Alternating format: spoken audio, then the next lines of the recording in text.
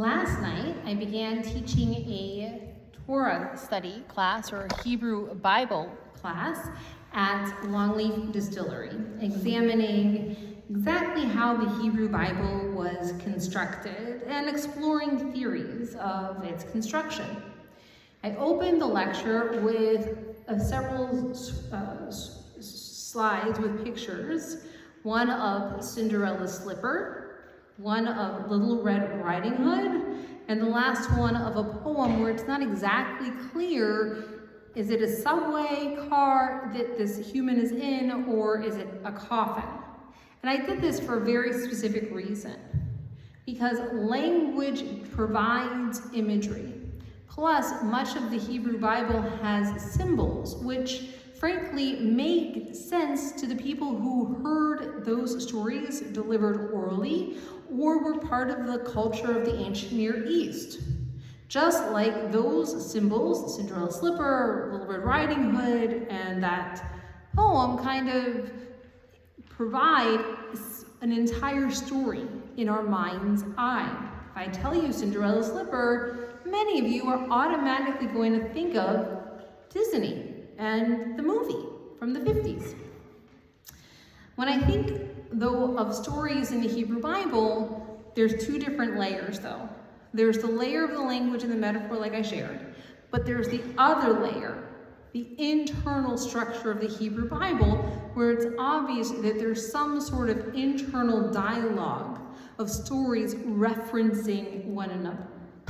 That fact is all the more clear in the portion this week, where we open with Jacob's sons, and it records the death of Joseph, and it records all of the generations that happened after Joseph passed, and the extraordinarily great number, how fertile we were. It says, Porvu vayish ratzu vayirvu.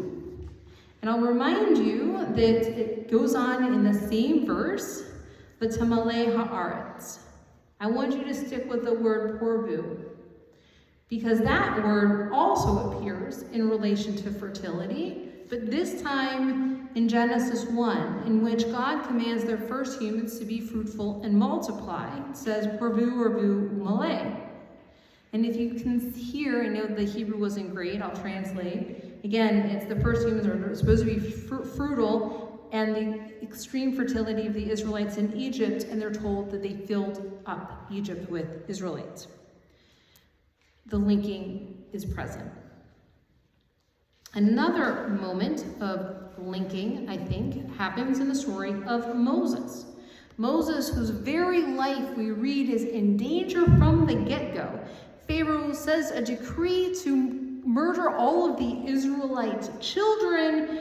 In another nod again to the creation story, again in Genesis 1, Moses' mother perceives her son's goodness, Vitirei et oto kito, and the kito should ring your ears loudly, because God says that exact same thing at the end of the days of creation. God made the world and said, thus it is good. And then we read in that same verse that Moses was placed into a container. And the word for that here is teva.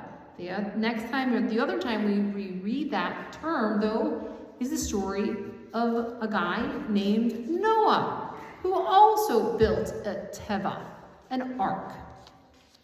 And I feel like yet one more final example, as if that's not enough, three's the charm, right? The centerpiece of the entire parsha, where Moses comes to the burning bush. By the way, it's at Mount Horeb, not Sinai, but that's a different story. We'll be here all night if I get into that. There's a reference, again in the Hebrew, to Moses encountering God at the burning bush, Sinai, with an overt play to Sinai, where there's a later revelatory moment with God. Now, the problem, again, with translation is that when you're reading the text in Hebrew, these parallels jump out. But when you're reading it in English, it's a lot harder to see them. And I point this out because those interconnections punctuate those stories, and they add a layer of depth that are only present when we are so used to reading something again and again and again that we're actually able to see all of the layers and all of the things that are offered. Just think about it this way. If I were to tell a compelling story today, I might use Marvel's cinematic universe and have all sorts of interconnectivity between Captain America and Spider-Man. And Daniel, by the way, could come up here and tell us all of those backstories in all of those episodes. If I were to do the same thing, though, not in movies or TV, but look at social movements today, I could look at a pattern where there was an individual experience. Rosa Parks on the bus, for instance.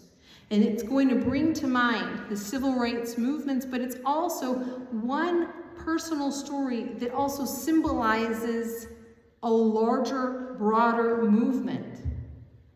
Think about the Me Too, or the hashtag Me Too movement, where individual women, yes, they stood alone, but collectively they stood together, again, symbolizing a broader movement.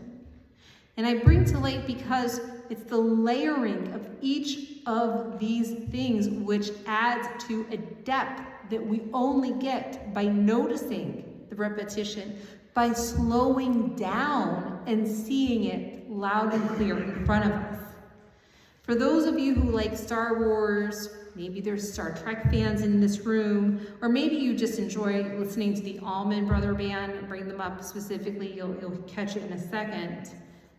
There's a reason that people kept going to those concerts, kept looking at those movies repeatedly, and looking at and going to Star Trek conventions. By the way, yes, I did go to a Star Trek convention. I was a Trekkie at one point, very, very proud. Okay.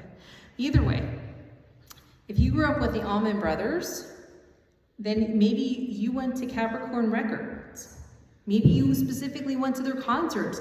Maybe you've taken tours of the Big House. We understand that there are people who've seen them 30, 40, and even 50 times. That every single time they hear Whipping Post or In Memory of Elizabeth Reed, it reveals something to them. Otherwise, not present the first time. It mirrors how we engage with cultural moments that are big and that there's depth to them. And the problem I find with us today, problem with our algorithm-driven culture of constant novelty, is that we miss the depth that comes in returning, in re-watching, in re-engaging, in re-participating, in rereading, of allowing, and when we do that whatever, we see patterns that reveal themselves to us. We catch the Hebrew, we catch the stories, we catch the backstories, and it speaks to our heart and our soul in a totally different way. The Jewish practice of cyclically reading the Torah annually, returning to that same text over and over, offers a countercultural wisdom that I think the Infinite Scroll provides. The teaching at Longleaf yesterday, of course, a decidedly modern approach in a totally secular space.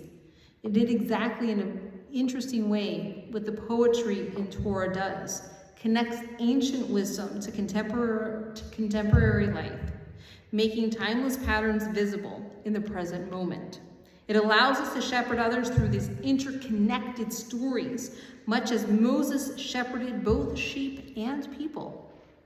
The spiritual poetry, where personal becomes communal, past becomes present, salvation stories echo across millennia, offer something our fragmented modern world desperately needs.